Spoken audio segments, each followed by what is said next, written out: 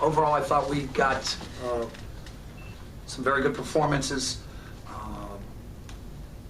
But as a team, we had a toughness about us that we weren't going to let it happen again, that we weren't going to allow ourselves to become frustrated or sad if something bad happened. I thought we responded very well. Now, was it as clean as I'd have liked the last 3 minutes of the game? Of course not, but those things we'll work on. But I thought as an overall performance tonight, it was a gritty, tough team performance, and that's what we needed. Mike, you outscored them in the paint by 18. You had 13 more fast break points. How did that happen against a team like Cincinnati? Controlled tempo, and that's all we talked about. Making Cincinnati play 5-on-5 every possession, and really, because of the way that their formula, their style, the one-on-one, space you out, we had to limit possessions. If it was a lot of possessions tonight, we weren't going to be very successful. So I thought our guys did transition defense, closing out, boxing out, all the detail stuff. We did tremendously well tonight. Coach, talk about, it seems to be probably the traffic. They start with you guys and kind of do the offense side. Yeah, again, they went to more of a helter-skelter defensive pace. I think it helped us, to be honest with you, a couple times giving up layups, but our guys have to understand when to pick and choose, when to attack, and when to get the ball out. And so, again, young teams do that. Gilvita's tremendous job of ripping it through, getting the ball up court, and then you just don't go by hitting your back. So we'll learn those things, and it's a process. But again, nothing. There wasn't a turnover, a foul, a missed shot. We stayed kind of the course tonight. Stayed that tough, had that toughness throughout the 40 minutes, and that's important for this team. Mike, what about Carter? Could you talk about him in the second half? Very poised, very composed tonight. Against DePaul, I think when things go wrong, Eli, just his first reaction is to dribble and make something happen. In the Big East, it's difficult because there's really good teams and really good coaches. And so when he got shots, it was in the flow of our offense. And our guys were screening. We had more of a flow to us. And that's important because we don't have that all-conference type of first-team all-conference players who's going to give us 20 and 10 every night. We have to be versatile and play for one another. And I think we did such a better job of, again, it's so, coaches talk about all the time of playing for one another, but certainly did tonight. Mike, just talk about what Dane did tonight. Wow. He gives the young guys confidence when he does that.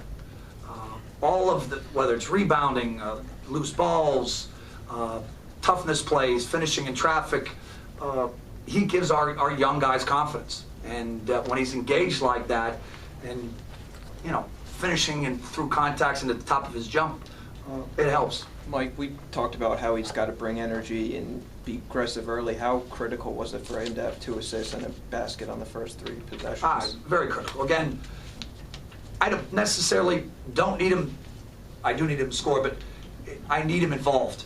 I need him to be involved, and that's what he was tonight. He was involved in every aspect of the game, and that's the talent that he has, to be honest with you, including, in a huddle with 2 minutes left, something happened where 2 of our freshmen were arguing with each other, and he told everybody to shut up and listen. And so, that's a step forward with him.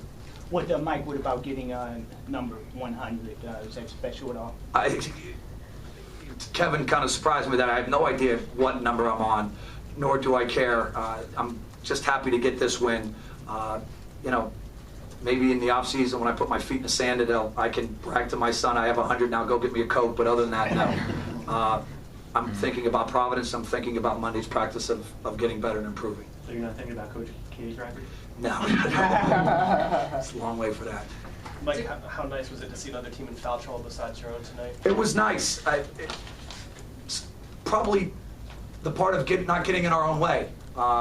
Whether it's turnovers, fouling too much. Certainly Georgetown, we had such a composure tonight. I thought we had toughness, and still we did it with discipline. We weren't hand-checking. We were chasing them off the three-point line, but our initial help was very aggressive in attacking those small things that maybe you and the casual fan, but when I watch the film, you know, they followed the game plan. They followed the formula tonight, which is a step forward because of the fact that, you know, we got punched the other night, and it wasn't a good feeling after the ball game. Mike, you beat Florida and UConn, and you lose to DePaul. Now you beat a team also receiving votes. You've said all year that it's a young, immature team that goes up and down. Yeah. Have you accepted this is how it's going to be, or do you always hope that this is the one that's going to really? We got to start to be more composed. We have to have more of a purpose. We have to be more consistent. So I'm going to be demanding as hell on Monday. I hope they're going to be happy. They're not going to be wanting to have that level of demand placed upon them, but they have to. They have to embrace that. And so, but it won't surprise me.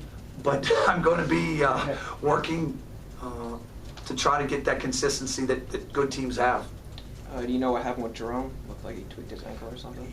Yeah, boy, young people go down now. It's amazing.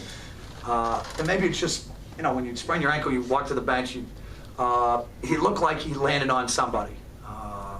I thought somebody had come out with a hammer and hit his ankle, but it was just he just rolled his ankle. So he'll be better. Were you saying something to the ref or something after that? I saw you talking. No, he wanted to go to the monitor, actually, and I said, no, he's rolling around because that's what he usually does. Oh, okay. And Eddie kind of laughed at that and said, okay, I'm not going to the monitor. I want to know if we could go back to Eli, though. 2 first-half points, he finishes with 17. What does it say about his development or maybe his ability to make the buckets, big buckets down the stretch? A lot, because he didn't have bad body language at halftime. He was speaking up, and, you know, maybe not the old Eli, but sometimes Eli, if the ball's not, it's what he does. He scores and he creates. And so I loved the body language. I loved the maturity and the purpose that he had tonight. And I always tell him, look, it's coming to you. You know, it's who we are, to be honest with you, and you just have to stay the course. Understand we're going to need you at some point in time, and just your shots will come. And I thought he just, again, the ball stuck in his hand. He averaged, I think, 14 dribbles per possession against DePaul. And I know it's going to be a little bit less tonight. Question? Thank you. Thank you.